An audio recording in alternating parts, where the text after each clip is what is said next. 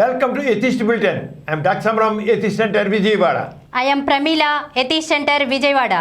ముఖ్యాంశాలు: సర్వతోన్ముఖ సామాజిక పురోగతికి, వ్యక్తిత్వ వికాసానికి నాస్తికత్వమే అవసరం. ప్రముఖ నాస్తికోద్యమ నాయకులు గోరా. మహిళలు ఎందులోనూ పురుషులకి తీసిపోరు. మహిళలు దీక్షతో కృషి చేస్తే పురుషుల కంటే మిన్నగా అద్భుతాలు సాధిస్తారు. 2 సార్లు నోబెల్ ప్రైజ్ పొందిన మేరీ క్యూరీ. శోభనానికి, శృంగారానికి మంచి రోజులు కావాలంటూ శాస్త్రాల్లో చెప్పేవన్నీ అబద్ధాలు, కల్పితాలు. డాక్టర్ సమరం. మహిళలు ఆర్థికంగా ఎదగడానికి తోడ్పడుతూ వారికి వెన్నంటి నిలిచే వాసవ్య మహిళా మండలి సేవలు అభినందనీయం. US consulate general David mayor. అందరినీ అమితంగా ఆకట్టుకుంటున్న డాక్టర్ సమరం మల్టీ ఛానల్ నెట్వర్క్ త్వరలో సరికొత్త కార్యక్రమాలతో మరికొన్ని కొత్త ఛానల్స్. ముఖ్యాంశాలు చూశారు కదా, ఇక వివరాల్లోకి వెళ్దాం. డాక్టర్ గారు, సర్వతోన్ముఖ సామాజిక పురోగతికి, వ్యక్తిత్వ వికాసానికి నాస్తికత్వమే అవసరం అన్న గోరా గారి మాటలను కాస్త వివరిస్తారా? నిజమేనమ్మా. సమాజం సర్వతోముఖంగా అభ్యుదయం సాధించాలంటే, ప్రగతి సాధించాలంటే, అలాగే వ్యక్తిత్వ వికాసం కలగాలంటే నాస్తికత్వమే కావాలి. అందులో ఎటువంటి సందేహం లేదు. ఎన్ని యుగాలుగా ఈ సమాజం ఉంది, కానీ అభివృద్ధి చాలా తక్కువగా ఉంటుంది. ఏదో భౌతిక అభివృద్ధి ఉంటుంది, కానీ మనిషిలో ఉండే కర్తృత్వ శక్తి పెంపొందాల్సినంత పెంపొందట్లేదు. ఎందుకని? మనిషిలోన ఆ ఆస్తిక భావజాలం ఎందుకు కారణం?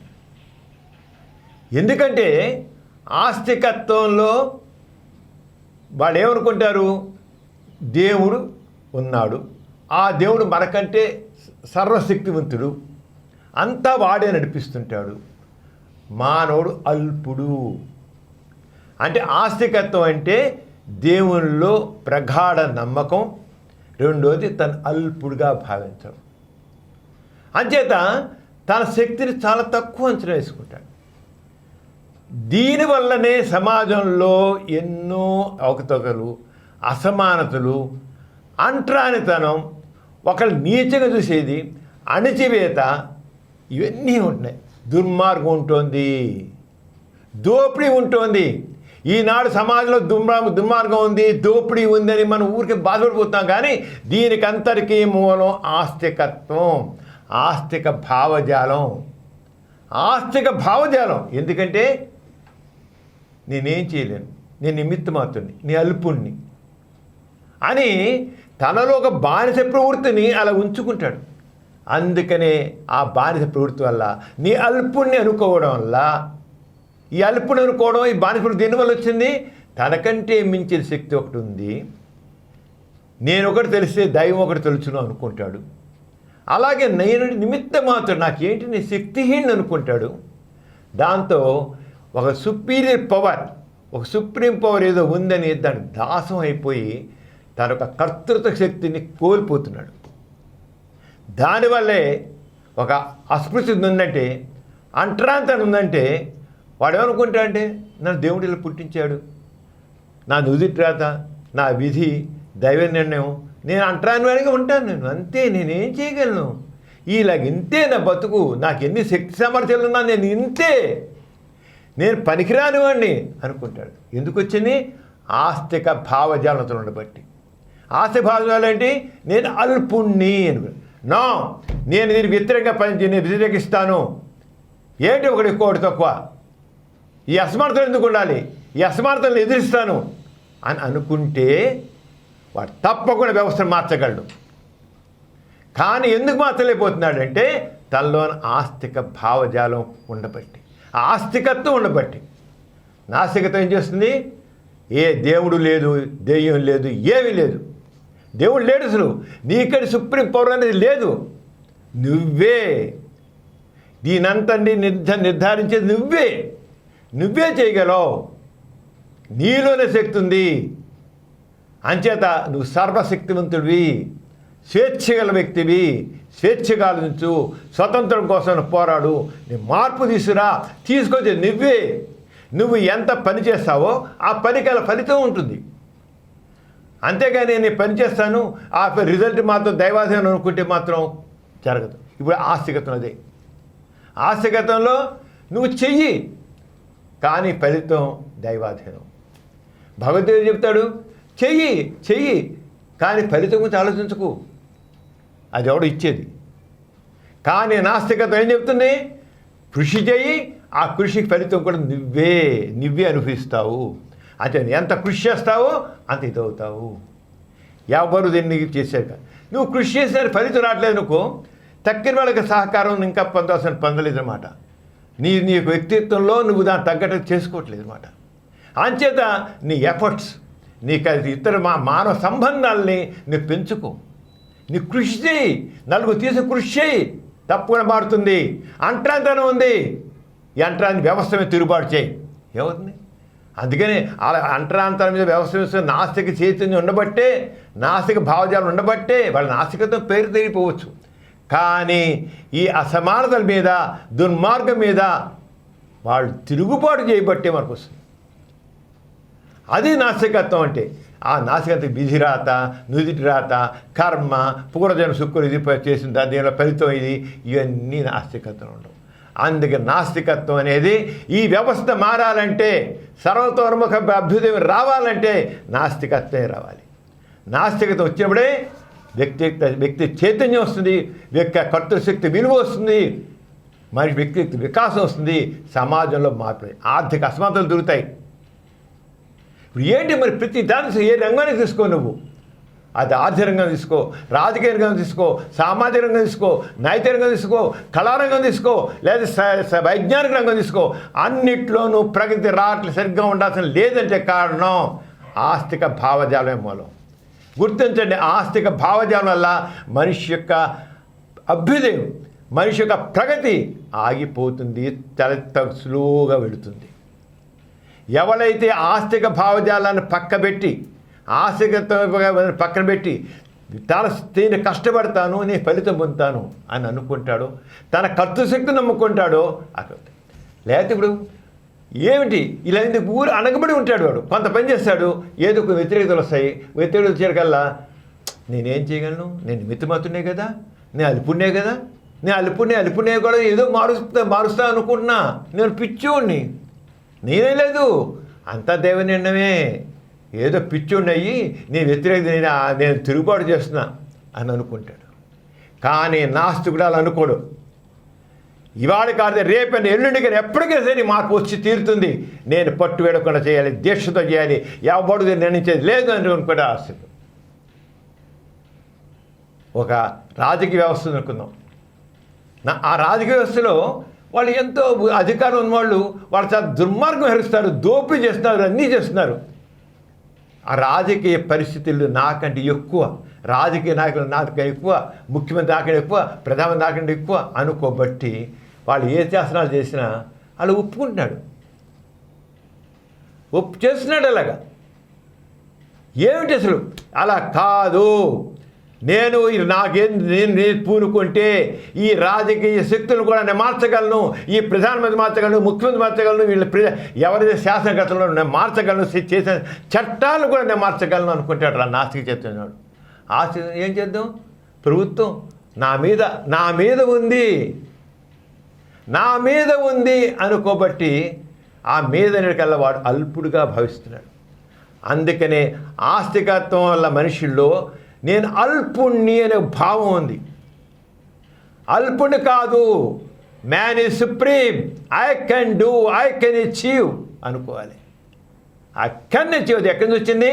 నాస్తిక చైతన్యం వచ్చింది, నాస్తికత్వంలో వచ్చింది. ఆస్తికత్వంలో పడి ఉంటారు. అందుకని మనకు కావాల్సింది ఏంటంటే మనుషుల్లో మార్పు రావాలని, రాజకీయ రంగంలో మార్పు రావాలని, ఆర్థిక రంగంలో మార్పు రావాలంటే ఇప్పుడు ఏదో క్యాపిటలిస్టులు ఉన్నారు, వాళ్ళకి ఒక అవకాశాలు ఉన్నాయి, దాంతో దోపిడీ చేస్తున్నాడు, దుర్మార్గం చేస్తున్నాడు, నేనేం చేయగలను? వాడు పెద్ద యజమాని, పెద్ద కోటీశ్వరుడు అనుకుంటున్నాడు, నోరు పడి ఉంటున్నాడు, వాడి దగ్గర అంటూ పెంపలై. శ్రామికుడికి ఉండిపోతున్నాడు, వాడు దోచుకుంటూ కోట్లు పెంచుకుంటూ వెళ్ళిపోతున్నాడు. నా శక్తిని వాడు దోపిడీ చేస్తున్నాడు.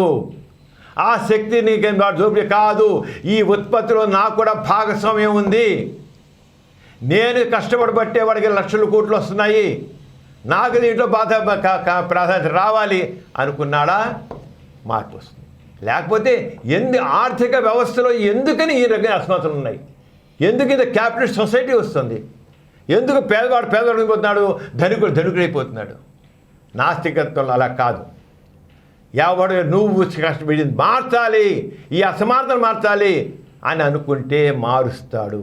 కానీ ఆస్తిక భావజాలం మనలో జీర్ణించుకోబట్టి అన్యాయాల్ని, అక్రమాలని, దోపిడీని భరిస్తూ కూర్చున్నాం. ఆస్తికత్వంలో దోపిడీని, దుర్మార్గాన్ని, అసమానతల్ని సహిస్తూ కూర్చొని మనస్తత్వం పెంపుతుంది. దాని వ్యతిరేక నాస్తికత్వం. Now you can change. అది విద్యారంగం కావచ్చు, విద్యారంగం చేసి కొంతమంది కూర్చుని బాగున్న వాళ్ళంతా అంత ఆస్తిక భావన పెట్టేసి నువ్వు నిమిత్త మాత్రం అంటుంటే మన పాఠ్యపుస్తకాలంతా కూడా పుక్కిడి పురాణాలు చెప్పేసి పరికరాలు చెప్పి మనిషిని పనికి అల్పుడిగా చేస్తున్నాయి. కానీ విద్యా నాస్తికత్వం అయితే నో, ఇవన్నీ కట్టుగదులు పక్కన పారేయండి. మనిషిలో కర్తృత్వ శక్తిని పెంచేది కావాలి. ఆరోగ్య విద్యావిధానం కావాలి. ఆస్తిక భావజాలం ఉండపట్టే ఈ పాఠ్యాంశాలు పెట్టేవాళ్ళు ఆశీర్వదించే పనికిరాని పుక్కిడి కథలు, కల్పిత కథలు పెట్టేసి విషయాలు చెప్పి మనుషుల్ని మ్యాథ్స్ పెరగకుండా, వాళ్ళ కర్తృశక్తి పెరగకుండా, నువ్వు నిమిత్త మాత్రం అంటూ, నువ్వు అల్పుడు అంటూ భావజాలాన్ని మనుషులు నూరిపోసి ఆస్తిక భావజాలను నూరిపోబట్టి ఇది నాస్తికత్వం ఎప్పుడు వచ్చిందో, నువ్వు అల్పుడు కాదు, నీ కర్తృశక్తి పెంచుకో, నువ్వు చేసింది నువ్వు చేస్తే ఏదైనా సాధించగలవు, అది నాస్తికత చెప్తుంది. కళారంగం తీసుకున్నా సరే ఆ కళారంగంలో ఏం చెప్తుంది, అంతా దైవ పూజ, దైవమహిమే, ఆ దేవుని పూజనే, దేవుని పొరుగునే అంతా. అంటే మనుషుల్లో అల్పభావాన్ని, అల్పుడు ఎవడో ఒకటి ప్రార్థిస్తే వాడు ఏదో చేస్తాడు కూడా, లేని దాన్ని, ఒక అబద్ధాన్ని, ఊహల్ని భరిస్తూ కూర్చోవడం. అంటే ఈ సమాజంలో ప్రగతి ఎందుకు రావటం లేదు అంటే ఆస్తిక భావజాలం ఇదే మూలం. అన్ని రంగాల్లో, అలా వైజ్ఞానిక రంగాల్లో తీసుకునేటైతే ఆ వైజ్ఞానిక రంగంలో కూడా నీకు ఆ భావజాలను పెట్టి వాడు ఆ వైద్యుడు గారు రాజో లేదా ఇంకోడో ప్రభుత్వం చెప్తే ఆ డమాముల్లో ఇంకోటి తయారు చేస్తారు. అసలు మనుషుల్లో ఆ ఎవరైతే వాళ్ళు సమాజాన్ని దోపిడీ చేసి దుర్మార్గం చేస్తూ ఉన్నారో వాళ్ళు డిక్టేట్ చేస్తున్నారు. వీడిని అల్పుణ్ణి, తప్పని తెలుసు, వాడు తెలుసు నీ తప్పు చేసేదని, కానీ నీ అల్పుణ్ణి నేను చేస్తాను, వాడు చెప్పినట్టు చేయాలి. ఒక యజమాని ఉన్నాడు, ఒక నౌకరు ఉన్నాడు. నౌకరు ఏమనుకుంటాడు, యజమాని ఎంత యథపని చేయమైనా సరే వాడు చేస్తాడు. ఎందుకని నేను అల్పుణ్ణి, వాడు ఏం చేసి నేను చేయాలి, కాదు నేను చేయలేదు, ఏం చేయాలి, నేను చేయనిలాగైనా పని చేయాలి. అది నాస్తిక. ఈ నేను చెయ్యను అని ఎప్పుడైతే వాడు చేసి ఒక మంచి పని చేయడానికి వారికి నువ్వే చేయగలవు అని చెప్తే మంచి చెప్తాను. అలాగే నీతి, నైతిక వ్యవస్థ, చెప్పింది చేయడం, చేసింది చెప్పడం నీతి. మరి ఆస్తికతలో లేదే. ఆస్తికతలో దైవ నిర్ణయం, నీకు నుదుటి రాత, నీ పూర్వజన్మ మంచి చేస్తే మంచి, లేదు నువ్వు చెడు చేస్తే నరకాన్ని పోతావు, స్వర్గమది అసలు కట్టుకథలన్నీ చెప్పడం. నీతి అనేది సంఘావసరం అని ఇప్పుడు ఇవన్నీ నాస్తికాల చేత ఈ సమాజం సర్వతోన్ముఖ అభివృద్ధి కాదు. ఆర్థిక రంగం, రాజకీయ రంగం, నైతిక రంగం కాదు, ఏ రంగం సరే రావాలంటే నాస్తికత్వ చైతన్యమే. నాస్తిక చైతన్యం అంటే మ్యాన్ ఈజ్ సుప్రీం. దాని ఐ కెన్ చేంజ్ అనాలన్నమాట. ఐ కెన్ చేంజ్ అని ఇప్పుడు అనుకుంటాడో ఈ వ్యవస్థలో ఉన్న అసమానతల్ని, దారిద్ర్యాన్ని, దుర్మార్గాన్ని, దోపిడీని మనిషి ఎదుర్కొడతాడు. అది కావాలి మనిషికి. అంతే ముఖ్యం కావాల్సిందంటే నేను అల్పుణ్ణి, నేను శక్తిహీనుణ్ణి, నేనేమీ చేయను. మొదటి రోజులు వాళ్ళు నలిగిపోవచ్చు ఎంతమంది. మహాత్మా గాంధీ దగ్గర గోరాగారు వెళ్ళినప్పుడు మహాత్మా గాంధీ గోరాగారు అడిగారు, నాస్తికత్వం నువ్వు ఎందుకు కావాలనుకుంటున్నావు, నాస్తికత్వం ఎందుకు అవసరం ఏంటి నీకు అని అడిగితే గోరాగారు చెప్పారు, నేను ఇటీవలే బెంగాల్ వెళ్ళాను, బెంగాల్లో క్షామం ఉంది, లక్షలాది మంది ఆకలితో అలమటి చచ్చిపోతున్నారు.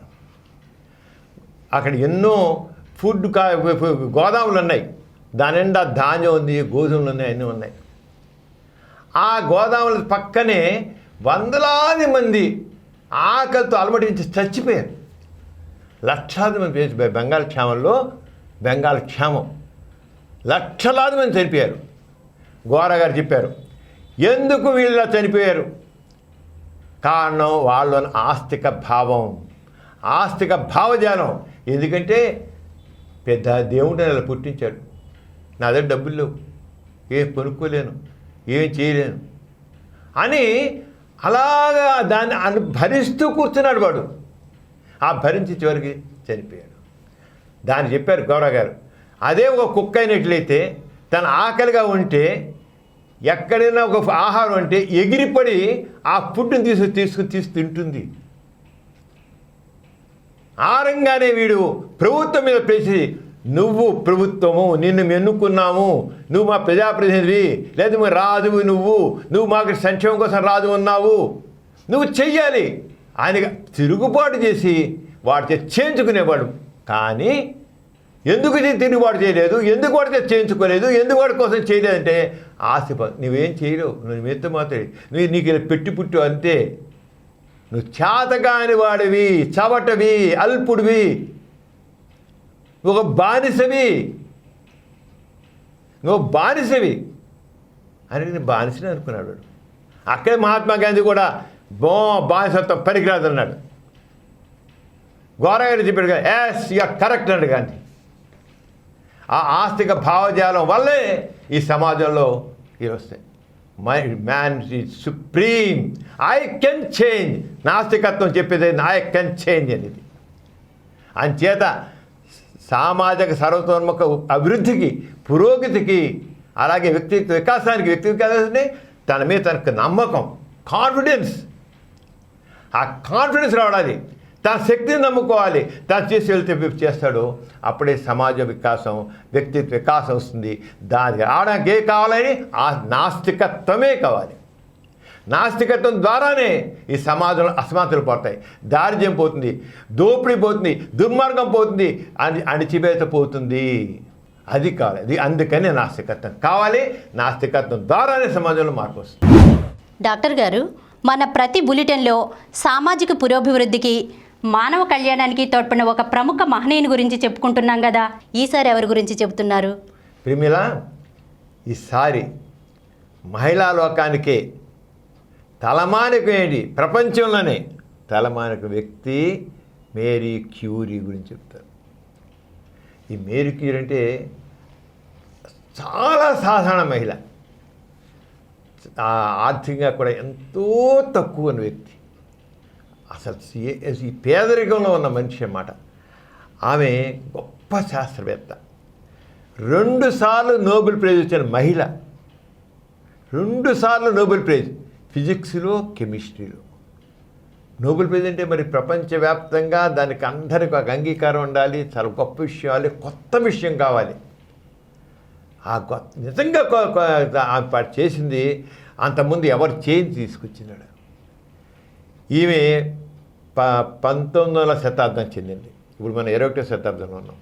19వ శతాబ్దంలో ఆమెకి చిన్నప్పటి నుంచి సైన్స్ చాలా కోరుకుంటారు. చాలా కోరికలు ఉంటాయి. డాక్టర్ వాళ్ళు ఉంటారు, ఇంజనీర్ ఉంటారు, లాయర్ వాళ్ళు అనుకుంటారు, ఇంకోటి ఎవరు అనుకుంటారు. కోరికలు ఉంటాయి కానీ కోరిక తగినట్టు కృషి ఉండదు. కృషి లేనిది ఎవరు సాధించలేరు. ఆమె సరే సైన్స్ అయిపోయి ఏదో 10th క్లాస్ లాగా మనం అనుకుంటాం. 6 అయిపోయాక ప్రాథమిక విద్య అయిపోయిన తర్వాత సైన్స్ సబ్జెక్ట్ తీసుకోవాలన్నది. ఎవరు ఏ కాలేజీలో తీసుకోలేదు. ఎందుకన్నారు? స్త్రీకి, మహిళకి కేవలం లలిత కళలకు సంబంధించింది, లేకపోతే ఆర్ట్స్ గ్రూప్ మాత్రమే, వాళ్ళు అందుకే అర్హులు అంటే వారి శక్తి ఉండదని ఉద్దేశం. ఆర్ట్స్ గ్రూపే, ఏదో ఎకనామిక్స్ చదువుకో, పాలిటిక్స్ చదువుకో, లేకపోతే ఏదో ఇంగ్లీష్ చదువుకో, లిటరేచర్ చదువుకో అని ఎవరన్నారు. ఇవాళ ఏ కాలేజీలో ఆడు పోలాండ్ దేశంలో ఉంది, వాడు మొట్టమొదటి పోలాండ్ దేశానికి చెందినది. నువ్వు ఆడపిల్లలో కనుక నీకు సైన్స్ సబ్జెక్ట్ ఇవ్వము. సైన్స్ సబ్జెక్ట్ కేవలం మగవాళ్ళకే, పురుషులకే. అంటే డిఫరెన్సియేషన్ ఎలాంటి పరిస్థితుల నుంచి బయటకు వచ్చారో తెలుస్తుంది మనకి. నేను సైన్సే చదువుతాను, నేను సైన్సే కావాలి, నేను సైన్స్ నాకు చాలా ఆసక్తి, నేను సైన్స్ చదువుతాను. ఇవ్వలేదు. చివరికి ఇలా కాదు, ఈ పోలాండ్ దేశంలో నుంచి నేను బయటికి పోతేనే నాకేమైనా వస్తుందేమో అనుకో. చేతిలో డబ్బులు చిల్లుకని లేదు. అంచేత ఏం చేశానంటే ఆ సైన్స్ చదవడం కోసం పోరెడ్ దేశంలో ఈ మరి ధనవంతుల పిల్లల్ని దాయాల్లాగా సేవలు అందిస్తారు కదా, అలాంటి సేవలు అందిస్తూ డబ్బులు కూడబెట్టి డబ్బులు నేను ఫ్రాన్స్ వెళ్తాను, ఫ్రాన్స్ వెళ్ళి ఫ్రాన్స్లో అక్కడ అవకాశం చూస్తాను అని ఇలా పిల్లల బేబీ సిట్టింగ్ అంటారు కదా, ఆ బేబీ సిట్టింగ్ చేసి డబ్బులు సంపాదించేసి అక్కడి నుంచి రైల్లో ప్రయాణం చేసి మామూలు విమానం కోసం ఇంకోటి చేసి ఏదో ఒకటి విమానాలు రిజర్వ్ చేసి వెళ్ళాలి. ఆ రైల్లో వెళ్ళాలంటే first class, second class, third class, fourth class అంటారు. ఈ ఫోర్త్ క్లాస్ అంటే మనం లారీ వెనకాల లారీ ఉంటుంది చూసావా, ట్రాక్టరు లేదా చిన్న దాంట్లో కూర్చొని వెళ్ళాలన్నమాట. రైలు అలా ఫోర్త్ క్లాస్ అంటే అలా ఉంటుందన్నమాట. కుర్చీ ఉండదు, బల్ల ఉండదు, ఏం ఉండదు. ఆ టికెట్ కొనుక్కొని డబ్బులు సంపాదించి ఆ కాస్త టికెట్ కొనుక్కొని అక్కడి నుంచి ఫ్రాన్స్ వెళ్ళాం. ఫ్రాన్స్ ఎలా దాంట్లో కూర్చొని కూడా కూర్చో ఏముండవు, బల్ల కూడా ఉండవు. అక్కడ దాంట్లో కూర్చో లారీలో మనం పనిచేసే వాళ్ళని వెళ్తే కింద కూర్చొని వెళ్తుంటారు కదా, ఓ ట్రాక్టర్ కూడా వెళ్తుంటారు, వెనకాల కూర్చొని వెళ్తారు. అలాగే వెళ్ళిన తర్వాత అక్కడ కూడా ముందు ఆడపిల్ల నీకేంటి సైన్స్ పొమ్మన్నారు. కానీ కాదు అని ఎలా అయితే సంపాదించింది, ఆమె చూసి సీట్ సంపాదించి అక్కడి నుంచి అంటే ఆడది తక్కువ కాదు, పురుషుల కంటే ఏమాత్రం తక్కువ కాదు అని అప్పుడు మనసులో ఉంది. ఏమాత్రం చదివి దాంట్లో నుంచి అక్కడ సంపాదించి తర్వాత ఆయన అక్కడి నుంచి ఇంకా పాస్ అయింది, మంచి మెరిట్తో పాస్ అయింది. దాంతో అక్కడి నుంచి తనకు స్కాలర్షిప్ లాగా వచ్చాయి చేసి ఒక కెమిస్ట్రీలో ముందు పరిశోధన చేసింది. అదే పని తనతో పాటు ఒక వ్యక్తి కూడా, ఆయన పేరు పీరీ క్యూర్ అనే వ్యక్తితో ఆమెకి సన్నిహితం వచ్చింది. చేసేగల మన ఇద్దరం కలిసి అతను ఫ్రీ థింకర్, ఒక రకమైన హేతువాద భావాలు నాస్తిక భావాలు వ్యక్తి ఆయన కూడా ఈమెను కూడా చూసి ఈమెలోని అభ్యుద భావాలను చూసి అక్కడి నుంచి తర్వాత ఇద్దరు కలిసి పెళ్లి చేసుకోమన్నారు. పెళ్లి చేసుకోవాలంటే మరి అందరు మామూలుగా అయితే వెడ్డింగ్ రింగులు లేదా వెడ్డింగ్ సారీసు వెడ్డింగ్ సెపరేట్గా ఉంటాయి కదా, అవన్నీ అంటే అవే వద్దు, మనకి సింపుల్గా నలుగురు పిలిచి మేము పెళ్లి చేసుకుంటున్నాం అని చెప్పారు. అందరికీ ఆశ్చర్యం, అసలు పెళ్ళి అంటే ఈ వెడ్డింగ్ రింగులు ఉండాలి, వెడ్డింగ్ సారీలు ఉండాలి, వెడ్డింగ్ కిరీటాలు ఉండాలి, ఏమీ లేదే అని. ఏం అవసరం లేదు, ఈ మతపరమైన భావాలు ఈ రకమైన తప్పు అసలు. ఇద్దరు పెళ్ళి అంటే ఇద్దరు కలిసి జీవించడం, ఇద్దరు భావాలు కలిసి ఉండడం అంతే. అసలు ఈ రకమైన మత పద్ధతులు తప్పు అని మేరీ క్యూర్ కలిసి చేశారన్నమాట. ఆయన భావాలు ఈ భావాలు ఇద్దరు కలిసాయి. అక్కడి నుంచి అక్కడ కలిసి చేసిన తర్వాత ఆవిడ ఫస్ట్ టైం నోబెల్ ప్రైజ్ వచ్చింది. నోబెల్ ప్రైజ్ సంపాదించింది అంటే పట్టుదల, కృషి. తర్వాత ఫిజిక్స్లో చేసింది. దాంట్లో ఫిజిక్స్లో రేడియం, మనం ఈరోజు రేడియో అని అంటున్నాం, ఇప్పుడు రేడియో థెరపీ అంటున్నాం, క్యాన్సర్ రేడియో చికిత్స అంటున్నాం, రేడియో ట్రీట్మెంట్ అంటున్నాం. ఈ రేడియో ట్రీట్మెంట్ చేసి రేడియోని కనిపెట్టింది ఎవరు? Marie Curie. ఆవిడ ఆ రంగా చేసే నోబెల్ ప్రైజ్ రెండోసారి నోబెల్ ప్రైజ్ పొందింది. దీనికి చేసి ఎంతమంది వ్యతిరేకించారు. ఒక ఆడదానికి ఇంత పరిశోధన అడ్డుపడ్డారు. ఆవిడ చేసే కృషికి అడ్డుపడ్డారు. ఆయన చేసిన పాప ఆయన ఇంకొకటి సడన్గా ఆయన యాక్సిడెంట్ చనిపోయాడు. దాంతో ఒక షాక్ తిని అయినా సరే నేను పట్టు అన్నది. అసలు రేడియో ఇన్స్టిట్యూట్ ఒకటి పెట్టాలని పెట్టి ఒక పెద్ద రేడియో ఇన్స్టిట్యూట్ని పెట్టింది. ఫ్రాన్స్ రేడియో చేసి అక్కడ చేశాను. ఆయనతో పాటు ఐన్స్టీన్, ఎవరైతే మనం ఐన్స్టీన్ గొప్పగా చెప్తున్నామో ఆ ఐన్స్టీన్ కూడా ఆమెతో కలిసి పనిచేశాడు. 20 సంవత్సరాలు ఆమెతో పాటు ఉన్నాడు ఐన్స్టీన్. చూసుకో, అంటే ఒక ఐన్స్టీన్ మనం అనుకున్నాం అలాంటి వాళ్ళతో మేరీ క్యూర్తో కలిసి ఆమెకు శిష్యుడిగా ఐన్స్టీన్ ఉన్నాడు. తెలిసి అక్కడి నుంచి ఆవిడ ఇలాగే చాలా చేసింది కదా రేడియో.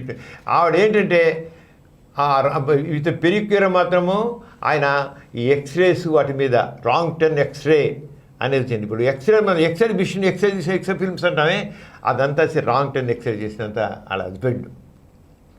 అక్కడ ఆయన ఈవిడ ఈ క్యాన్సర్ విషయంలో అమ్మో క్యాన్సర్ చచ్చిపోతున్నారు ఎలా అని రేడియో ట్రీట్మెంట్ కావాలని చెప్పి రేడియో చికిత్స అని చెప్పి ఎంత దాన్ని విశేష కృషి చేసి క్యాన్సర్ చికిత్స కోసం చేసింది. చాలా అంటే సైన్స్ అనేది మానవ కళ్యాణం కోసం ఉండాలి, మానవ ప్రగతి కోసం కావాలి, అంతే. దానికి ఆవిడ ఎంతవరకు వెళ్ళిపోయిందంటే, మామూలుగా ఆవిడ నోబెల్ ఇచ్చిన తర్వాత ఆవిడ ఇన్వెన్షన్ కదా, దీనికి పేటెంట్ చేస్తారు. పేటెంట్ చేస్తే కోట్ల రూపాయలు వస్తాయి. No, I don't want patent. ప్రతివాడు దీన్ని ఉపయోగించండి, ఎన్ని రకాలుగా దీన్ని సమాజ కళ్యాణం ఉపయోగించగలరో ఉపయోగించండి. కోట్ల రూపాయలు వచ్చే పేటెంట్ని ఇప్పుడు క్యాన్సర్ థెరపీ అని ఇది దానికి రేడియో ఎంత ఉంది కదా, నాకు వద్దు, ఒక పైస వద్దు, సమాజం కోసం అది చేసింది. అక్కడ మహానుభావులు అంటే త్యాగం అంటే ఇది తీసుకోలే. చివరికి అది చేసి చివరికి ఆవిడకి ఆ రేడియో ట్రీట్మెంట్లు వీటి మీద ట్రీట్మెంట్ చేస్తుంటే ఆడికి ఆ రేడియో కళ్ళు దెబ్బని కలిపోయి, ఇప్పుడు ఎక్స్రే మిషన్ దగ్గర మనం ఎక్స్రే నుంచి ఆ రేడియో ట్రీట్మెంట్తో మనకి శరీరంలో క్యాన్సర్ లాంటి రావడం కూడా అవకాశం ఉంటుంది. అలా కళ్ళు అంధత్వం వచ్చింది. అయినా ఏం వెనుబాటు లేకుండా ఆవిడ చేసి కళ్ళు పోగొట్టేస్తుంది.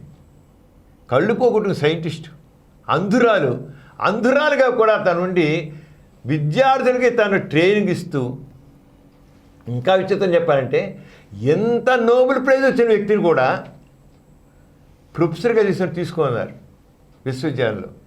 ఆడదానికి ప్రొఫెసర్ పోస్ట్ లేదు. చూడు ఎంత అసలు ఈ ప్రమాదంలో ఆడదాన్ని ఎంత అణగదొక్కారు, సమాజంలో ఎంత నీచంగా చూడు. చివరికి గచ్చదులు లేక ఆవిడ ప్రొఫెసర్గా తీసుకున్నారు. కావాలి మరి ఒక జ్ఞానం ఉంటే, జ్ఞానమే ఎంతో ఇది. చివరికి మొట్ట ప్రొఫెసర్ శివం అన్నారు. ఎందుకని హస్బెండ్ మన ప్రొఫెసర్ చేశారు, వాడు మగవాడు కనుక. ఇది ఆడదు కనుక ఎవరు ఆయన చనిపోయిన తర్వాత ఇంకా ప్లేస్ రీఫిల్ చేయడం ఎవరు లేరు, అంత అందిగా అలా మనుషులు లేరు. అప్పుడు ఆవిడ ప్రొఫెసర్ చేశారు. అప్పుడు కూడా ఉంది, ఆడది తక్కువ కాదు, పురుషుల కంటే ఏమాత్రం తక్కువ కాదు, పురుషులు కూడా మించి కూడా చేయగల ఆడది. స్త్రీ ఏమో స్త్రీ అబల కాదు, సబల. స్త్రీకి ఎంత ఇదైనా ఉంటుంది చెప్పేసి ఆవిడ అలా చేసింది. అందుకని ఆమె చనిపోయిన ఐన్స్టీన్ ఆయన ఈ గురించి చాలా గొప్ప ఆయన ఐన్స్టీన్ కాంప్లిమెంట్ చేశాడు అనమాట. ఐన్స్టీన్ కాంప్లిమెంట్ చేసి ఆయన ఏమంటారంటే, ప్రపంచ చరిత్రలో మేరీ క్యూరీతో సరితూగల వ్యక్తులు చాలా అరుదు. ఐన్స్టీన్ అన్నాడు చాలా అరుదు. ఆయన సంతాపం తిరుగుతూ ఆల్బర్ట్ ఐన్స్టీన్ సంబంధించి తన 20 సంవత్సరాల స్నేహాన్ని పేర్కొంటూ, ఆమెలాగా పట్టుదల, దీక్ష, స్వచ్ఛత, నిరాడంబరత, నిష్పక్షపాత బుద్ధి, చాలా మానవత దృక్పథం, అది హ్యూమన్ టచ్, ప్రతి దానిలో హ్యూమన్ టచ్ అనమాట.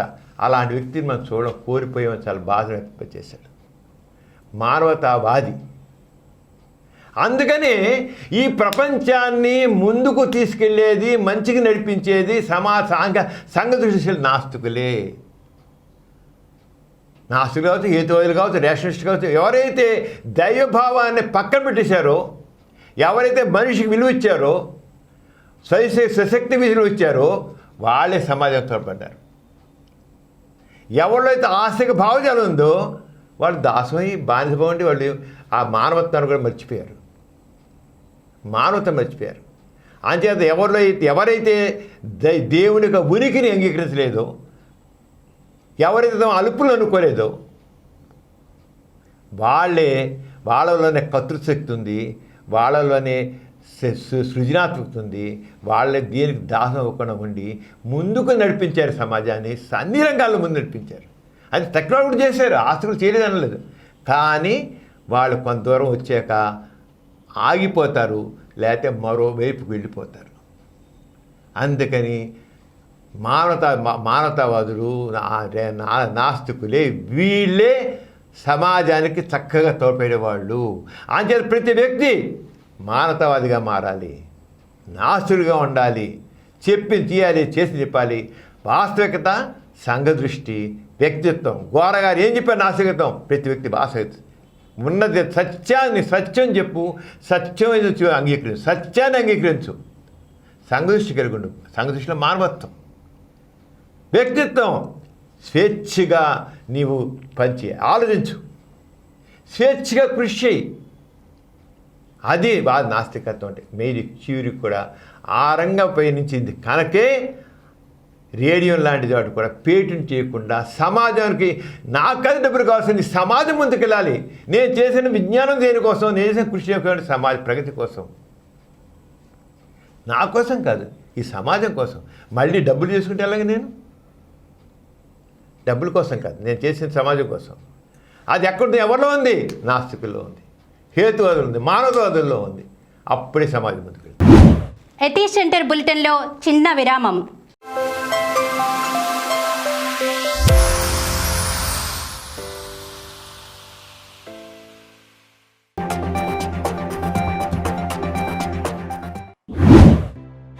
భారతీయ తత్వశాస్త్రం మిగతా దేశాల్లో అభివృద్ధి చెందినటువంటి తత్వశాస్త్రాల కన్నా ఎలా భిన్నమైంది, అసలు భారతీయ తత్వశాస్త్రం ఎక్కడ మొదలైంది, ఎలా మొదలైంది?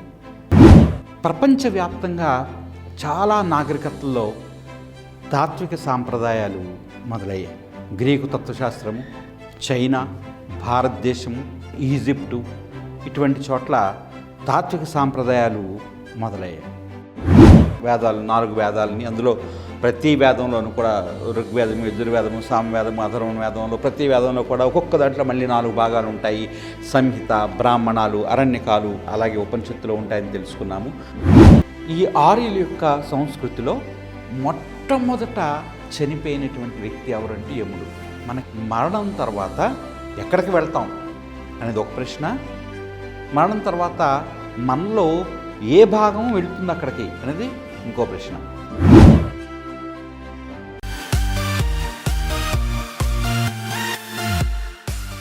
ఎథీష్ సెంటర్ బులెటిన్కి తిరిగి స్వాగతం.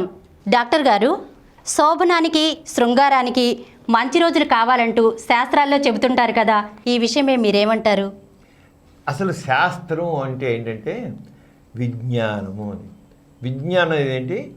నిజము, సత్యము, నిగ్గు తేల్చిన విషయము. అది విజ్ఞానం అంటే. సైన్స్ అంటే కూడా ఏం? సైన్స్ అంటే evidence based, fact based, verifiable truth. ఏదైనా శాస్త్రం.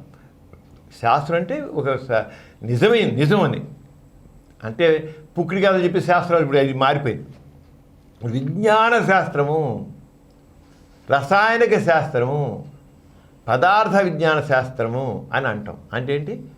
దానికి సంబంధించినటువంటి అసలైన స్పష్టమైన నిజమైన సత్యంతో కొన్ని విషయం అని అర్థం. ఈ శాస్త్రాలను చూసావా? బలి శాస్త్రం, పుట్టుమల శాస్త్రాలు, ఆ శాస్త్రాల కానీ వాటికి కూడా ఆస్తులు వేశారు. శాస్త్రము అని పోతే అబద్ధాలకు కూడా శాస్త్రం. దానికి అబద్ధాల శాస్త్రం పెడితే బాగుంటుంది పేరు. అసలు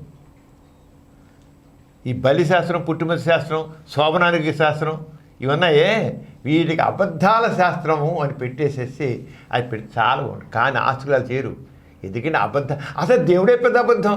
దాన్ని నిజంలా చెప్పి రోజు భజన చేస్తూ, పూజలు చేస్తూ, దేవుడికి మొక్కులు మొక్కుతూ ఎన్నో చేసి దాసం అయిపోయి తను అలుపుడుగా ఉండి పనికిరాని కింద చవట కింద మార్చేసుకుంటారు. అది శాస్త్రాలు. అలాగే శోభనానికి చూడు, ఆ ఘడియలో కలిస్తేనే అంతా శుభం జరిగిపోతుంది, అంతా మంచి చక్కని బిడ్డ పుడతాడు, రాజాలని బిడ్డ పుడతాడు అనుకుంటారు. కానీ శోభనానికి పెట్టు, శోభనానికి టైం పెడతారు కదా. ఈ టైంలోనూ ఇద్దరు కలిస్తే ఆ రేతస్సుతో అబ్బా రాజాలని బిడ్డ పుడతాడు, లేకపోతే మహాలక్ష్మి కూతురు పుడుతుంది, అలాంటి గర్భంలో మంచి పిండం ఏర్పడుతుందని. ఏం లేదు, అంత ఒకటి అది అంత దాంట్లో ఆ శాస్త్రం బూటకు శాస్త్రాలు, అబద్ధపు శాస్త్రాలు. అందుకనే శోభనానికి లేకపోతే శృంగారానికి అంటే ఏంటంటే దీనికి ఎంత ఫన్నీగా ఉంటుందో. మనుషులు అసలు ఏ మాత్రం బుర్ర ఉపయోగించకుండా ఏ మాత్రం ఎలా చూద్దాం, చూడు ఎలా ఉంటుందో. శృంగారాన్ని పాల్గొంటే ఎవడు ఎప్పుడు చక్కగా మూడు వస్తుందో పాల్గొంటారు, ఎవడికి చక్కగా కావాలనిపిస్తే పాల్గొంటారు దంపతులు. వాళ్ళు కావాలి మూడు, అది కావాలి. అక్కడ కావాల్సిన ఏంటి? మంచి వాళ్ళిద్దరి మధ్య చక్కని అవగాహన కావాలి, మంచి మూడు కావాలి, మంచిగా చక్కగా హాయిగా మనసు ఉల్లాసంగా, ఉత్సాహంగా, ఉద్వేగంగా ఉన్నప్పుడు కలవాలి అంతే. అంతేగాని దానికి కూడా టైమే అర్థం లేదేమో. దీనికి చూడు ఎంత శనివారం, రవివారం అంటే ఆదివారం అన్నమాట, మంగళవారం శృంగారానికి మంచి రోజులు కావంటారు. మంచి రోజులు కాదు అసలే. ఈ రోజులైతే పాపం అందరికి దొరికే టైమే శనివారం, ఆదివారం. ఆదివారం శనివారం దొరికే టైం దొరికే రోజు వద్దడానికి మరి చెడ్డ రోజులు అంటే ఇక్కడే అంత స్టూపిడ్ అర్థమవుతుంది కదా శాస్త్రం. శనివారం, రవివారం, మంగళవారం శృంగారానికి మంచి రోజులు కావు అని అంటారమ్మా. అలాగే బహిష్టైన 4వ రోజు కలవగా పుట్టిన వారికి తక్కువ ఆయుర్దాయం ఉంటున్నాడు. ఒకవేళ ఎవడైనా ఒక 4 బహిష్ట మన 5 శాతం 3 to 5 days ఉంటుంది మెన్సెస్ బహిష్స్రావం. 4 రోజులు కలిసి పుట్టానుకో, ఒకవేళ కడుపు వచ్చిన ఆ టైంలో కడుపు వస్తే ఆ పుట్టేవాళ్ళకి ఆయుర్దాయం ఉండదు, చచ్చిపోతారు. ఇంకా శక్తి దూరం అయిపోయేమో, నాకు కడుపు వస్తే నా పుట్టేవాడు చచ్చిపోతారేమో, ఈ 9 మాసాలు మోసి నేను ఏమైపోవాలి, నా బిడ్డ అయిపోవాలి అని అనుకుంటే అక్కడ వాళ్ళ శృంగారం ఎంత ముడిచిన అయిపోయింది, నీరు కరిపోయింది. ఇక 5వ రోజు పాల్గొంటే పుట్టే ఆడబిడ్డ బహు సంతానవతి అవుతుందంటండి. చూడు రోజులు, యాక్చువల్గా 20 కడుపు రాదు, మెన్సెస్ అయితే 4 రోజు 5 రోజు కడుపు రాదు, ఎందుకంటే అన్నం విడుదల ఉండదు.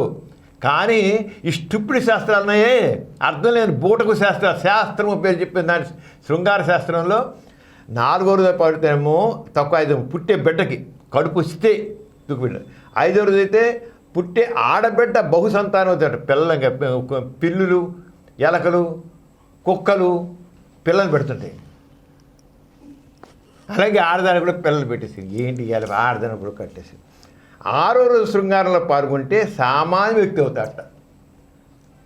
6వ రోజు సెక్స్లో పాల్గొన్నప్పుడు కడుపు వస్తే ఆ పుట్టే మామూలు అడుగుతాడు. పాపం వాడికి గుర్తింపు ఉండదు, పోవడం. 7వ రోజు పాల్గొంటే పిల్లలు పుట్టని ఆడపిల్ల అంట. ఆడికి ఆడపిల్ల పుట్టరు. 7వ రోజు వీళ్ళ సెక్స్లో 7వ రోజు పాల్గొని వస్తే కడుపు వస్తే ఆవిడ సంతానహీనరాలు అవుతుంది, గొడ్రాలు అవుతుంది. అప్పుడే డిసైడ్ చేశారు. 8వ రోజు అధిక ధనవంతులు అవుతారట. 8వ రోజులు పాల్గొంటే మాత్రం ధనవంతులు అవుతారు.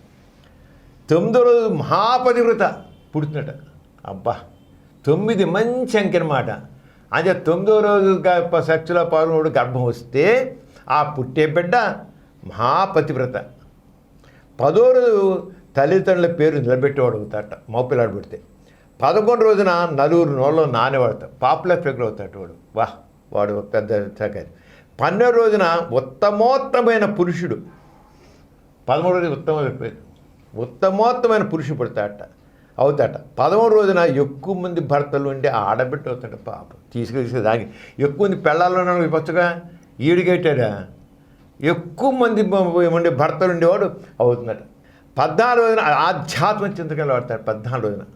15వ రోజున సకల భోగాల గురించి స్త్రీ అవుతుందట. అది కూడా అలాంటిదే, సకల భోగాలు. 16వ రోజున లోకోత్తరమైన వాడు పుడతాడట. వీళ్ళు చెప్పుకుంటూ వచ్చారమ్మా. ఇంకా చెప్తున్నా మొత్తం ప్రతిరోజుకి ఏ రోజు కడుపు వస్తే అలా వారాలు బట్టి ఉంది, రోజులు బట్టి ఉంది, దినాలు ఉన్నాయి, వారాలు ఉన్నాయి. ఈ సైన్సా, ఈ శృంగార సైన్సా? అసలు అంచేత సెక్స్లో పాల్గొనే వారాలు, దినాలు బట్టి పుట్టే పిల్లల గొప్పతనాలు, గుణాలు ఆధారపడి ఉంటాయి. ఉండవు, ఏమాది ఉండవు. కానీ వాడు చెప్పేవన్నీ పరమ బూటకం, అంటే బూటకపు శాస్త్రము. తెలుసుకోవాలి మనసి. మీరు తీస్తే ఆ గ్రంథాలు తీస్తే అమ్మ బాబు అసలు నువ్వు ఏది తీసుకో, పుట్టిమ శాస్త్రం, బల్లి శాస్త్రం, ఇంకా అన్ని రకాల శాస్త్రాలు ఇంతే. చివరికి పిల్ల సంతాన సంబంధించి కూడా ఇలాగే. ఫలానా రోజున కలిస్తే ఫలానా రకం బిడ్డ పుడతాడని కేవలం కల్పితం. అసలు తెలియాలంటే అసలు 10వ రోజుకి గర్భం రాదు, చాలా రేరు రాదు. స్త్రీలో నెలకు ఒక్కసారి అన్నం విడుదలవుతుంది. అది కూడా ఎప్పుడు 14వ రోజున, నెలకి మెన్సెస్ అయిన 14వ రోజున అన్నం విడుదలవుతుంది. లేకపోతే మెన్సెస్ రావడానికి 14 రోజులు అనుకోవాలి. లేకపోతే ఎవరికైనా ఏ స్త్రీలో అన్నం విడుదలవుతుందంటే నెల వచ్చే వాళ్ళు మెన్సెస్ రావడం కనుకో దీనికి 14 రోజుల ముందు అన్నం విడుదలవుతుంది. కొంతమంది స్త్రీలకి ప్రతి 28 రోజులకి బహిష్ట వస్తుంది. వాళ్ళు 180 మంది స్త్రీలకి వాళ్ళకి 28 రోజులకి మెన్స్ వస్తుంది. కొంతమంది 30 రోజులకి, రెగ్యులర్ ప్రతి 30 రోజులకి, లేదా 32 రోజులకి అలా వస్తుంది. 18 రోజులు 14 ప్రతి నెల 28 రోజులకి మెన్స్ స్త్రీకి నెల మధ్యలో 14 రోజులు అవుతుంది. అదే 30 రోజులకి అయ్యేవాళ్ళకో వాళ్ళకి 16 రోజులు అన్నం విడుదలవుతాయి 30 రోజులకి. అదే 32 రోజులకి అయ్యేవాళ్ళకో 18 రోజులు, అంటే మెన్సెస్ అయిన రోజు లెక్క, మెన్స్ అయిన 1 రోజు లెక్క అలా అవుతుంది. అప్పుడు అలా విడుదలైన అండానికి వీర్యకణంతో కలిసే శక్తి కేవలం 24 గంటలు ఉంటుంది. నెలకు ఒకటే అన్నం విడుదలవుతుంది. రేరుగా 1, 2, 3 పెడితే కానీ కవర్లు పుడతారు రేరు, కానీ లేరుగా ఒక సాధారణంగా ఒకే నెలకు ఒక అన్నం విడుదలవుతుంది. ఒకటే ఒక అన్నం. వీడు చెప్పిన కథలంతా ఏంటి అసలు? అన్నం విడుదల అనేది మెన్సెస్ వచ్చి రావడానికి 14 రోజుల ముందు, 14 రోజుల ముందు అంతే లెక్క. మొదటి నుంచి లెక్క 28 రోజులు ఉంది సరిగ్గా నెల మధ్య. అలా కాకుండా 35 లెక్క కట్టాలంటే మాత్రం మెన్సెస్ రావడానికి 14 రోజుల ముందు అన్నం విడుదల. ఆ రోజుల నుంచి ఇది అవుతుంది. అంచేత 10 నెలలకు సాధారణంగా ఇక 18 రోజులు 20 రోజులు దాటిన గర్భం రాదు. ఎందుకంటే అన్నం విడుదల ఉండదు. అన్నం విడుదల గర్భం కేవలం ఒక 24 గంటలే ఉంటుంది కలిసే శక్తి దానికి. అంచేత ఇవాళ లెక్క ప్రకారంగా ఇవాళ మెన్సెస్లో సెక్స్లో పడుతున్నారనుకో, ఇవాళ అన్నం విడుదల వల్ల రేపు లేదు, ఎల్లుండి అన్నం విడుదలేనుకో ఆల్రెడీ వీరికణాలు వచ్చి ఫెలోపియన్ ట్యూబ్లో చేరిపోయి ఉంటే టక్మిడిపోయి అన్నంతో కలిసిపోతాయి. అంటే 2 రోజుల క్రితం సెక్స్లో పడిన వీరికణాలు గర్భాశయంలో చేరి ఫెలోపియన్ ట్యూబ్లో చేరి ఆ రోజు విడుదల 3వ రోజున విడుదల అనడంతో కలిగిపోతుంది. మరి వీళ్ళు కలిసింది ఎక్కడ, వచ్చింది గర్భం వచ్చింది ఎక్కడ? ఈ లెక్క ప్రకారం మరి చెప్పారు కదా, 4వ రోజు అయితే 5వ రోజు అయితే 6 రోజు కలిసి అప్పుడు అన్నం అప్పుడు లేదు, 2 రోజుల తర్వాత విడుదలైంది. లెక్క కాదు కదా. ఇవన్నీ ఈ శృంగార శాస్త్రాలు. శృంగార శాస్త్రం ఉంది, వాత్సాయన కామశాస్త్రాలు. అది పర్వాలే కొంతవరకు వాత్సాయన కామశాస్త్రాలు చాలా వరకు దాంట్లో 80% ఆ సైకాలజీ యాంగిల్లో చాలా బాగా రాశాడు. వాత్సాయుడు చాలా 80% ఇలాంటివి కూడా ఉన్నాయి, పనికిరాని ఉన్నాయి, దాంట్లో కూడా ఉన్నాయి. కానీ 80% వాత్సాయుడు కామశాస్త్రం కామశిల్పం అని చెప్పినవి చాలా వరకు కరెక్ట్. ఆయన ఎక్కడ కామకేంద్రాలు ఉంటాయి, ఆ కామకేంద్రాల ప్రేరణ ఎలా ఉండాలి, ఇవన్నీ చాలా బాగా చెప్పాడు వాత్సాయుడు. ఆ వాత్సాయన కామసూత్రాలు అంటే మనం కాదు, కానీ కామశాస్త్రాలను పేరు చెప్పి రాసిన ఒట్టి బూటకు కథలు అనే కథలు ఉన్నాయే, ఆటి ద్వారా ఇదంతా లెక్కలేను నేను. అవన్నీ తప్పు, అవన్నీ పనికిరానివి, అబద్ధాలు, అవి శాస్త్రాలు కాదు, చెత్త బుట్టలు. వాటి చెత్త బుట్టలో పారిగా అదేనా. అంచేత కొద్దిపాటిగా ఆలోచన, ఎందుకు ఏమిటి అలా ప్రశ్నించే తత్వం మనిషిలో లేపించిన వాళ్ళే ఇలాంటి పనికిరాని చెత్త కబుర్లన్నీ వాళ్ళు వింటారు. ఏది ఈ శృంగార శాస్త్రం అని చెప్పారో వింటారు. అందుకని ఏదైనా శాస్త్రీయ విజ్ఞానం కావాలి, శాస్త్రీయ దృక్పథం కావాలి, అప్పుడే మనం అన్ని సరిగ్గా నేర్చుకుంటాం. డాక్టర్ గారు, గత 15 రోజుల్లో నాస్తి కేంద్రం వాటి అనుబంధ సంస్థల ఆధ్వర్యంలో జరిగిన కార్యక్రమాల వివరాలు చెప్తారా? ప్రిమిల, మన ethics centre very vibrant organisation. So many activities are going on in our ethics centre. అక్కడ మన ఆర్గనైజేషన్ వాసమేళ మళ్ళీ కానీ, ఆర్జంత మళ్ళీ కానీ, సంస్కార్ కానీ, గోవా సైన్స్ సెంటర్ కానీ, ఇంకా తక్కువన్నీ కూడా ఇక వాసవి నరసింహంలో కూడా ఉంటే మన యాక్టివిటీస్ కానీ ఎన్నో యాక్టివిటీస్ మనం చేస్తాం. Very vibrant organisation. సమాజాన్ని చైతన్యపరచడానికి, సమాజాన్ని ముందుకు తీసుకెళ్ళడానికి అన్ని రంగాల్లో అన్ని రకాలుగా మనం కృషి చేస్తున్నాం. మనం అలాగే వాసవి నరసింహంలో ప్రతి శనివారం హెల్త్ ఎడ్యుకేషన్ ప్రోగ్రాం, ఆరోగ్య విద్యా కార్యక్రమాలు నిర్వహిస్తాం. గత 21 సంవత్సరాలుగా 21 సంవత్సరాలు కంప్లీట్ చేసాం.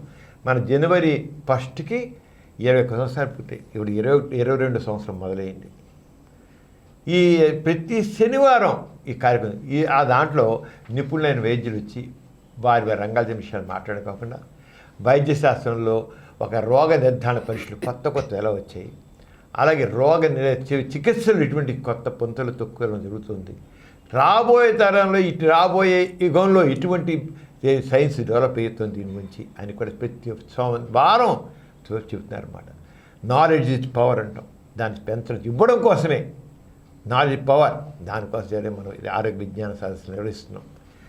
ఈ చూసినట్లయితే వాసవి హెల్త్ ఎడ్యుకేషన్ ప్రోగ్రాంలో జనవరి 2న జరిగినట్టు 1094వ వీక్లీ ప్రోగ్రాంలో వెన్నుముక సమస్యలు, ప్రాబ్లమ్స్ ఆఫ్ స్పైన్, మనం వెన్నుముక స్పైన్ అంటాం కదా, బ్యాక్ పెయిన్ అనేది ప్రముఖ ఫిజియోథెరపిస్ట్ డాక్టర్ వాలాస్ గోరా గారు ప్రకటించారు. అంటే చాలా ఇప్పుడు నడుం నొప్పి రాని మనిషి అంటే ఎవడు ఉండు, ప్రతివాడికి ఎప్పుడూ నడుము నొప్పి వస్తుంది. ఏదో సమయంలో అది ఆడవాడు కావచ్చు, మగవాడు కావచ్చు. ఎందుకంటే ఆ స్పైన్ దగ్గర మనకి వెన్నుముక్క దగ్గర కంటాలు ఉంటాయి. దాంట్లో మనం కూర్చునే పొజిషన్ బట్టి, మనం చేసే పని బట్టి, మనం ఎత్తే బరువులు బట్టి, దాన్ని బట్టి అక్కడ మజిల్స్లో ఒక రకమైన స్పాదం లాగా వచ్చి నిప్పుడుతాడు. నడుము నొప్పి వచ్చిన చాలా నడుము నొప్పి వస్తే నాకేమో క్యాన్సర్ ఏమో, నాకు క్యాన్సర్ వచ్చినేమో, లేకపోతే డిస్ప్లాస్ వచ్చినేమో, డిస్ప్లాస్ లేకపోతే వెన్నుపూసలు పుట్టుకుపోయేమో, నాకు ఏదో అయిపోయిందని భయపడే వాళ్ళు ఎంతమంది ఉన్నారు. నడుము నొప్పి కంటే క్యాన్సర్ అనుకునే వాళ్ళు ఎంత ఉన్నారు. కానీ నడుము నొప్పికి వచ్చే దాంట్లో 180-90 మందికి కారణం మస్కులర్ స్పాజం. అది మజిల్స్ వెన్నుని అలా నిలబెట్టి పట్టుస్తాయి. వెన్నుపూస అవి బీసుకుంటాయి. బీసుకునేటికి అలా స్టిఫ్నెస్ డెవలప్ అయ్యి నడుము నొప్పి వస్తుంది. సింపుల్గా మనం కూర్చునే పాస్చర్ చేంజ్ చేసుకుంటే నొప్పిపోతుంది, ఉండదు. ఇప్పుడు సాఫ్ట్వేర్ ఇంజనీర్స్ ఉంటారు, ఉదయం దాకా కూర్చుంటారు. ఇలా ఇంకా ఏం లేదు, ఇక కదలకుండా ఉండదు. ఇలా సాఫ్ట్వేర్ కూర్చుంటారు కదా, ఎంతమందికో బ్యాక్ ఎక్ ప్రాబ్లం ఉంటుంది. కారణం అసలు వెన్నుపూసకి ఏ రకంగా ఎక్సర్సైజ్ లేదు, స్టిఫ్నెస్ విద్యమని. అందుకనే డాక్టర్లు చెప్తారు, ప్రతి అరగంటకి ఒకసారి నువ్వు నీ చైర్లోంచి లేచి నించుని నీ చేతులు ఉప్పు పైకెత్తు, ఉప్పు నడువు ముందుకెంటూ 2 అడుగులు నడువు. అది లేకుండా మనం చేయమే. రోజు వాకింగ్ చేయమంటే చేయరే, నొప్పులు వస్తాయి, చివరి బాగా బాధపడే వెళ్ళి చేస్తాయి. ఇలాంటి వాటి అన్నింటిలో కూడా ఎందుకు వస్తాయి, ఏమిటి, దానికి ఎలా చేయాలి, ఫిజియోథెరపీ యాంగిల్లో మనం చేసే ఎక్సర్సైజ్ కానివ్వండి. ఇప్పుడు ఫిజియోథెరపీ చెప్పలేదు అడ్వాన్స్ సాధించింది. పూర్వగా ఫిజియోథెరపీ ఓన్లీ ఎక్సర్సైజే. ఇప్పుడు అలా కాకుండా అల్ట్రాసౌండ్ వేవ్స్ ప్రకారం, ఇన్ఫ్రారెడ్ వేవ్స్ ప్రకారం, రేడియేషన్ ట్రీట్మెంట్ ద్వారా అట్లా ఎంతో ట్రీట్మెంట్ వచ్చేది. రేడియేషన్ ట్రీట్మెంట్, లేజర్ ట్రీట్మెంట్ ద్వారా, లేజర్ థెరపీ, దాని ద్వారా ఎంతో చేంజెస్ వచ్చాయి. ఎలాంటి ఇబ్బంది తగ్గించవచ్చు అనమాట. అంటే దాని గురించి ఫిజియోథెరపిస్ట్ వాలాసు గారు చాలా వివరంగా తెలియజేశారమ్మా. దాని గురించి కొద్ది తెలుసుకుందాం మనం. సో ఈ వెన్నుముకతో మెయిన్గా ఏంటంటే మనం నుంచోవాలన్నా, కూర్చోవాలన్నా, లేకపోతే నిటారుగా మనం నుంచోవాలన్నా అన్నిటికీ ఈ వెన్నుముక అనేది స్ట్రైట్గా ఉంటే కానీ మనం పనులేమి చేసుకోలేము. అట్లానే దీని మధ్యలో మనకి డిస్కులు ఉంటాయి. ఈ డిస్కులు 23 డిస్కులు ఉంటాయి. సో అదేంటంటే మన షాక్ అబ్జార్బర్ లాగా ఉంటాయి. సో మనం ఎగిరి దూకినా, లేకపోతే ఇటు వంగినా అటు వంగినా మన వెన్నుపూసను దెబ్బ రాకుండా మనకి ఈ వర్టెబ్రాలో ఉన్న డిస్క్లు అనేవి మనకి హెల్ప్ఫుల్గా ఉంటాయి. అట్లానే వెన్నుముక చుట్టూ లిగమెంట్స్ ఉంటాయి. ఆ లిగమెంట్స్ ఏంటంటే మనం ముందుకు వంగేటప్పుడు, వెనకాలకు వంగేటప్పుడు వాటి మూమెంట్ ప్రిసైజ్గా ఉంచడానికి ఈ లిగమెంట్స్ అనేవి మనకి చాలా హెల్ప్ఫుల్గా ఉంటాయి. సో దాంతోపాటుగా ఈ వెన్నుముక మెయిన్గా చూసినట్టయితే మనకి మామూలుగా మనం రోజువారీ చేసే పనులకి వాటికి మనం అసలు వెన్నుముక గురించి ఆలోచించాం. మొదలు వంగేస్తాం, లేకపోతే బరువులు ఎత్తేస్తాం, తర్వాత ఎక్కువ దూరాలు ప్రయాణం చేస్తాం, అంతా బాగానే ఉంటుంది. ఎప్పుడైతే సమస్య మొదలైందో అప్పటి నుంచి వెన్నుముక మీద భయం మొదలవుతుంది. సో ఇవాళ దీంట్లో నేను మనకి రెగ్యులర్గా ఉండే ప్రాబ్లమ్స్ ఏంటి, వ్యాధుల వల్ల వచ్చే ప్రాబ్లమ్స్ ఏంటి, వాటి మనం ఎలా నివారించాలనే దాని గురించి చెప్తాను. ప్రమిళ వాసవి హెల్త్ ఎడ్యుకేషన్ ప్రోగ్రాంలో జనవరి 9 జరిగిన 1095 వీక్లీ ప్రోగ్రాంలో బొలుసు ఎముకలు, కీళ్ళ నొప్పులు, బొలుసు అంటే ఆస్టియోపోరసిస్ అంటాం, అలాగే ఆర్థరైటిస్ అంటాం, కీళ్ళ నొప్పులు. అవి ఎందుకు వస్తాయి, దానికి చికిత్స ఏమిటి, ఏ రకంగా చికిత్స చేస్తే ఇది అవుతాయి, అసలు ఎముకలు బొలుసుగా దీన్ని ఆస్టియోపోరసిస్ అంటాం. ఆడవాళ్ళలో ఎక్కువ, మగవాళ్ళ కంటే లేడీస్లో ఎక్కువ ఈ ఆస్టియోపోరసిస్.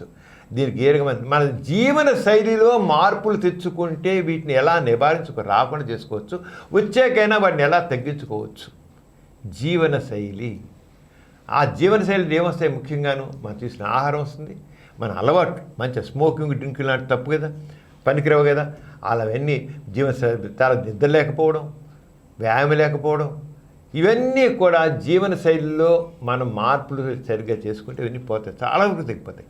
అంటే జీవన శైలి ఏ రకంగా ఎఫెక్ట్ ఇస్తుంది ఏమిటి దాని గురించి ఈ అంశం మీద ప్రముఖ orthopaedic specialist doctor R Pavan Kumar గారు ప్రసంగించారమ్మా. అంటే ఎలా మన జీవనశైలి మార్చుకుంటాం, ఎలా మనది ట్రీట్మెంట్ పొందుతాం, ఎలా దీన్ని గుర్తిస్తాం. Very common problem osteoporosis. దాన్ని ఎలా చేస్తారు చాలా వివరంగా పవన్ కుమార్ గారు చెప్పారమ్మా. దాని గురించి చూద్దాం. అమ్మమ్మల్ని తాతల్ని ఈ పొజిషన్లో చూసి ఉంటాం. మన చిన్నతనంలో వాళ్ళు స్ట్రైట్గా ఉంటారు, క్రమంగా వంగబడిపోయినట్టు చేతికర సాయంతో నడవాల్సిన పరిస్థితి అది చూసే ఉన్నాం. నెక్స్ట్. సో బేసికలీ ఏంటంటే మీ ఎముకలు పిడుసుగా అవటం, ఎముకలు తొందరగా ఎరిగిపోవటం, తర్వాత చాలా కామన్గా ఏంటంటే ఫస్ట్ టైం పడిన తర్వాత తుంపులుగా ఎముకలు ఎరిగినాక కానీ ఈ పలానా ఇబ్బంది ఉందనేది కానీ మనకి తెలియదు. ఆస్టియోపోరోసిస్ అనేది సైలెంట్ కిల్లర్ లాంటిది. ఈ ఆల్మోస్ట్ 50% పాపులేషన్ అబౌవ్ 50 తర్వాత 50% మంది జనాభా, 50 వయసు తర్వాత 50% జనాభా ఏదో ఒక విధాన ఆస్టియోపోరోటిక్ ఫ్రాక్చర్స్కి గురవుతున్నారనేది మనం గమనించాం. కామన్గా జరిగే రీజన్స్ ఎక్కడంటే తొంటి దగ్గర, మణికట్టు, వెన్నుపూస, ఈ 3 రీజన్స్లో కామన్గా ఫ్రాక్చర్స్ అవుతూ ఉంటాయి.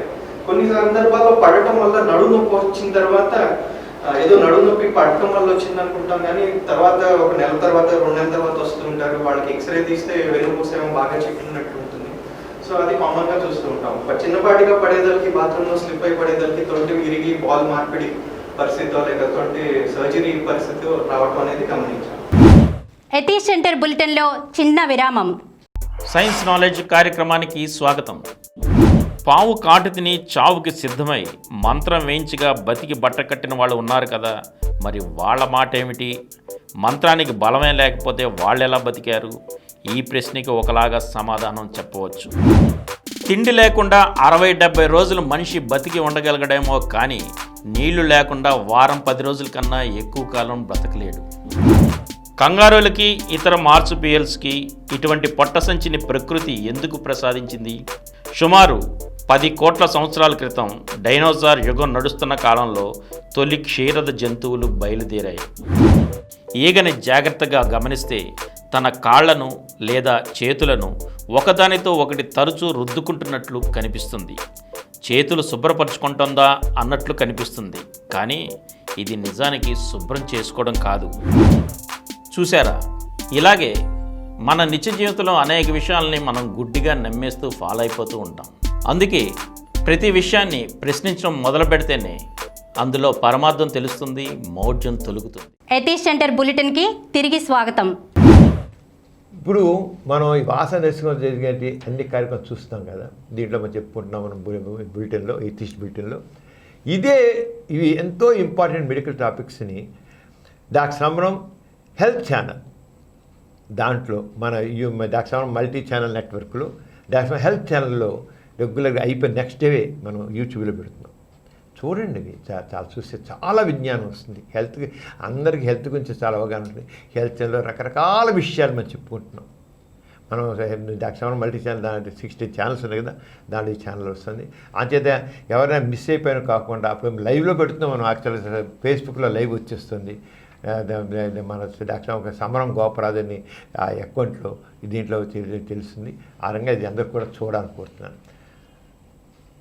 అలాగే ప్రిమిల జనవరి 5న నాసిక్ కేంద్రంలోని వాసవి లైన్లో US consulate general David mayor సందర్శించి ఆయన పబ్లిక్ రిలేషన్స్ సంబంధించినవి అనమాట సందర్శించి పలు కార్యక్రమాలు పాల్గొన్నారు. వాసవి నర్సింగ్ హోమ్, వాసవి మహిళా మండలిలో. ఆ వివరాలను ఇప్పుడు మనం చూద్దాం.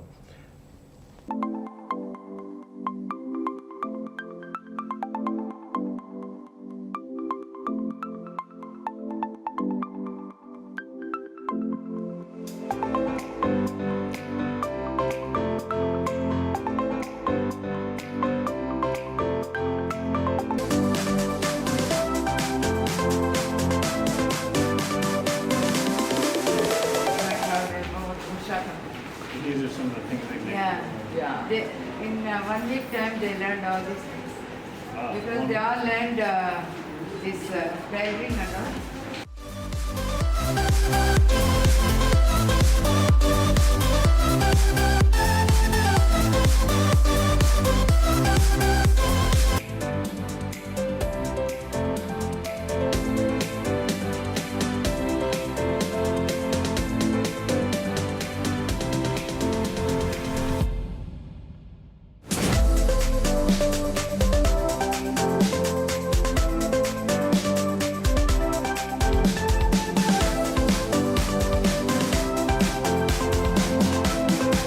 So I had a great visit here today to VMM.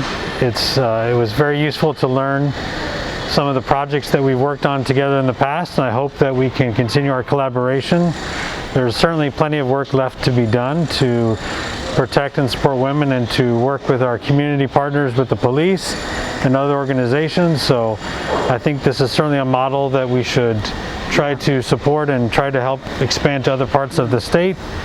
But again, thanks to VMM for being a good partner of the U.S. Consulate in Hyderabad, and I hope that we can continue to work together with the police, with civil society, and with the public. So thank you again for having me today. Pramila మన doctor సమరం multi channel network ద్వారా 16 YouTube channels చేస్తున్నాం. మనం దాని గురించి చాలా వివరంగా ప్రతిసారి చెప్పుకుంటున్నాం. దాంట్లో అనేక కార్యక్రమాలు, న్యూస్ ఛానల్ ఉంది, యూత్ ఛానల్ ఉంది, కిడ్స్ ఛానల్ ఉంది, ఉమెన్ ఛానల్ ఉంది, సోషల్ సైన్స్ ఛానల్ ఉంది, సైన్స్ ఛానల్ ఉంది, అలా కల్చర్ ఛానల్ ఉంది, ఈ రకంగా రకరకాల ఛానల్ మరేమో ఎన్ని రకాలుగా మనం ఎథిజం మీద కార్యక్రమం చేస్తున్నాము, హెల్త్ గురించి చేస్తున్నాము, అన్ని 16 కార్యక్రమాలు. ఇప్పటికీ యూట్యూబ్ ఛానల్ పెట్టి 2 సంవత్సరాలు అయింది. మనం ఆ వివరాలు కూడా లాస్ట్ టైం మనం చూసాం. ఎన్ని రకాలుగానో మనం మొత్తం ప్రజెంట్ చేసాం 2 ఏళ్లలో. మనకు దాదాపు డాక్టర్ సమరం ఛానల్ ఒకటి ఉంది. దాంట్లో యూత్కి లైంగిక విజ్ఞానం అందించడం కోసం మనం చేస్తున్నాం. దీంతో చూసినట్లే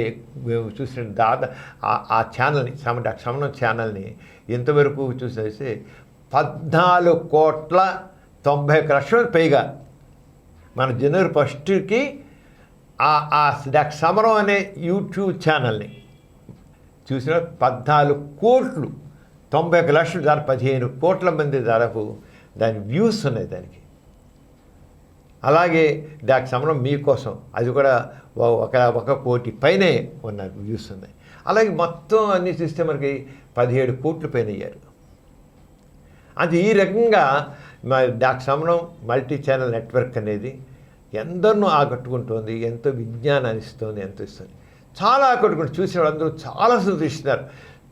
ఎంతో విజ్ఞానాన్ని ఇస్తున్నారు మాకు, ఎంతో చక్కని విషయాలు చెప్తారు. న్యూస్ ఛానల్ జనం కోసం నిజం కోసం, జనం కోసం నిజం కోసం అని యూత్ ఛానల్ న్యూస్ ఛానల్ ప్రతిరోజు న్యూస్ ఇస్తున్నాం.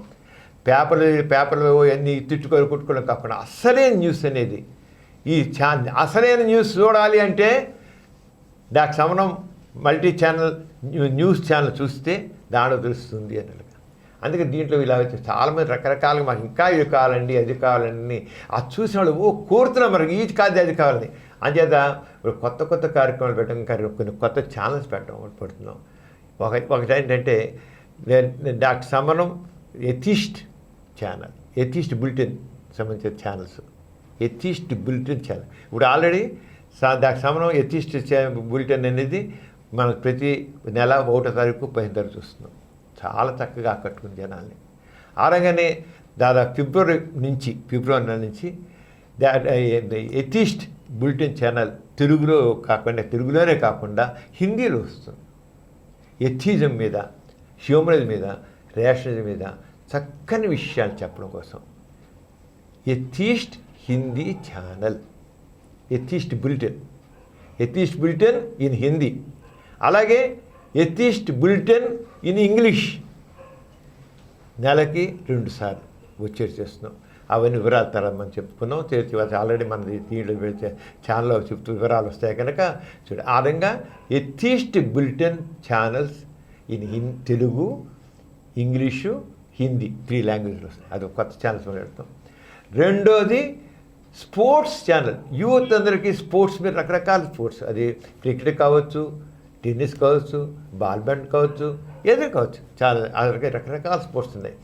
ఆ స్పోర్ట్స్ సంబంధించిన విషయాలు వరల్డ్ వైడ్గా వచ్చే ఇన్ఫర్మేషను, దాని విశ్లేషణ, దాని న్యూస్ అన్నీ కూడా వస్తాయి. అంటే వచ్చే నెల నుంచే స్పోర్ట్స్ ఛానల్ ఒకటి చేయాలనుకుంటున్నాం. ఇంకా కావాలంటే చాలా వంట అంటే ఇష్టం కదా, నూరు నుంచి రుచికరమైన రుచులు, కొత్త రుచులు ఎంతో బాగా నచ్చాయి. అంచేత ఫుడ్ వరల్డ్ అనేది వస్తుంది. డాక్టర్ సమరం ఫుడ్ వరల్డ్ ఛానల్. దాంట్లో అది తెలుగు రుచికర వంటకాలు, అది ఆంధ్ర వంటకాలు. ఆ వంటకాలు మరి చేయాలంటే నీలాంటి వాళ్ళే చేయాలి. చేస్తే అలాంటి వంటకాలు చేస్తే అవి పిండి వంట చేయండి, ఇంకోటి కానీ దాంతోపాటు పౌష్టికాహారంతో ఎలాగా మన రకరకాల మన ఆహారం దాంతో కేవలం రుచే కాదు, ఆరోగ్యం కూడా ఆటను కూడా తెలియజేస్తూ మనకున్నటువంటి వీటన్నిటి ద్వారా చిరుధాన్యాలతో కూడా ఎలాంటి వంటకాలు చేసుకోవచ్చు, ఆరోగ్యాన్ని ఎలా కాపాడుకోవచ్చు. అంటే ఆరోగ్యం కోసం ఈ వంటకాలు, రుచి కోసం కూడా. అంత ఆరోగ్యం కోసం అసలు రుచి కోసం మరి కొంత రుచిగా ఉన్న భయం అయిపోదు. అంటే రుచి కోసం ఆ వంటకాలు. అలాగే ప్రతి ఒక్క రాష్ట్రంలోనూ ఒక కొత్త వంటకాలు ఉంటాయి, వంటలు ఉంటాయి. అంచేత అది ఆంధ్ర పిండి వంటలు, తమిళ పిండి వంటలు, కేరళ పిండి వంటలు, కర్ణాటక పిండి వంటలు, లేదా రాజస్థాన్, గుజరాత్, అది అన్ని రాష్ట్రాల పిండి వంటల్ని, ఆహార పదార్థాలని వంటలు ఒకటి పిండి వంటలే కాదు అవన్నీ కూడా చెప్పాలి అని దీంతే కాకుండా చైనీస్, ఇలాగ ఇంకా మనం చైనా అంటారు కదా, అలా రకరకాలవన్నీ కూడా మనం చేయాలనుకుంటున్నాం. అది ఒకటి అందరిని ఆకట్టుకుంటుందని. అంటే మన అందరు ఆడవాళ్ళే కదా, ఆడవాళ్ళు ఉండుతున్నా అందరూ ఫ్యామిలీ మొత్తం మరి అందరూ కూర్చుని చక్కగా ఆనందించేపోయేది వంటకాలే కదా, వంటే. అందరినీ ఒకసారి కూర్చోబెట్టి ఆహా ఓహో అనుకుంటూ కూర్చునేదంతా వంటలే. అంటే వంటల ఛానల్ ఒకదాన్ని కూడా ఫుడ్ వరల్డ్ అనేది ఒకటి వస్తుంది. ఆ రకంగా 3 కొత్త ఛానల్స్ని మనం నూతన సంవత్సరంలో ప్రారంభిస్తున్నాం. ఈ రకంగా మనం డాక్టర్ సమరం మల్టీ ఛానల్ నెట్వర్క్ అందరిని ఆకట్టుకుంటూనే అందరికీ కావాల్సింది అక్కడ వడ్డిస్తున్నాం. జ్ఞానాన్ని వడ్డిస్తున్నాం, రుచులను వడ్డిస్తున్నాం, ఆనందాన్ని వడ్డిస్తున్నాం, సంతోషాన్ని పంచుకుంటున్నాం, అందరం కలిసికట్టుగా ముందుకు సాగుతున్నాం. అంచేత ఇంత చక్కగా ఆదరిస్తున్నట్టు ప్రేక్షకులందరికీ అందరికీ నూతన సంవత్సర శుభాకాంక్షలు మరొకసారి చెబుతూ, నూతన సంవత్సరం వచ్చి 10 బులెటిన్ 2వ బులెటిన్ ఈ సంవత్సరంలో చేస్తూ అందరూ సెలవుచ్చుకున్నాం. జై ఇన్సాన్, జై Insaan.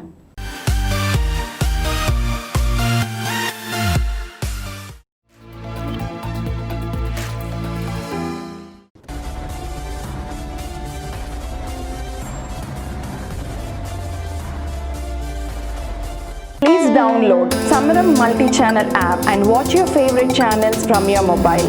App available on Google Play Store and subscribe to the channels.